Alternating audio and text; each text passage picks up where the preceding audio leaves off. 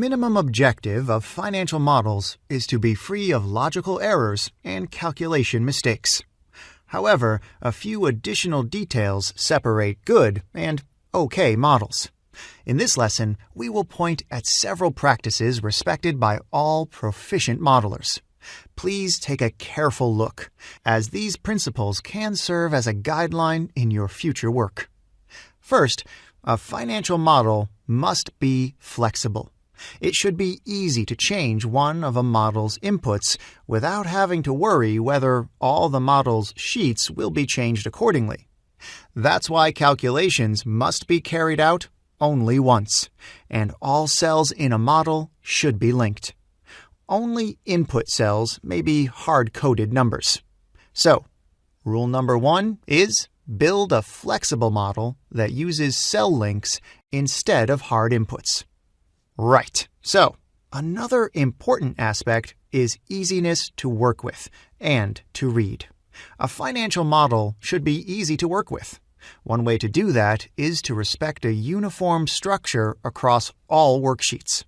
Try to build blocks that maintain a consistent column structure and in which the same year is shown in the same column. This makes things much easier. It is easier to link, copy, paste, and audit spreadsheets constructed in the same way. We said the minimum objective of models is to be error-free, right? Therefore, ensure that no calculation mistakes have been made while building the model. The professional way to do that is to insert checks when possible. So, for example, we know assets are equal to liabilities and equity, right? Therefore, we can check if this condition has been satisfied once we've completed a model. If it isn't, then we've made a mistake. Another example can be income statement calculation. If historical figures have been transferred correctly, the net income figure shown in the model should be the same as the one observed in the source sheet. This is how a modeler can be certain he started from the correct historical figures. Another check can be debt schedule calculation. If a loan is expected to be extinguished in a given year, modelers can build a debt schedule to see if that is the case. The important thing is you should be confident about the numbers in the model. It is always a good idea to take a final look at the model the next day after you've created it. You'll be able to see the figures much better. And that's how you can notice there are some strange trends, figures, or projections.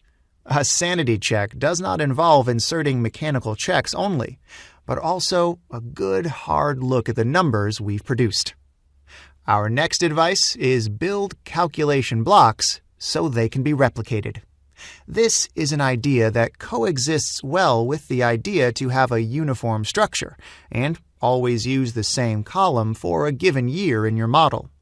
A calculation block is an array of cells that can be easily copied and pasted to calculate a different array of cells. Let's provide an example. The sheet you see here is structured in a way that would easily allow me to copy and paste one of the formulas multiple times. These items are modeled as a percentage of revenue, and therefore, by fixing the cell references properly, we can copy the same formula multiple times, given we have uniform calculation blocks. Perfect! Another best practice we would like to share is to include units in the header of your tables.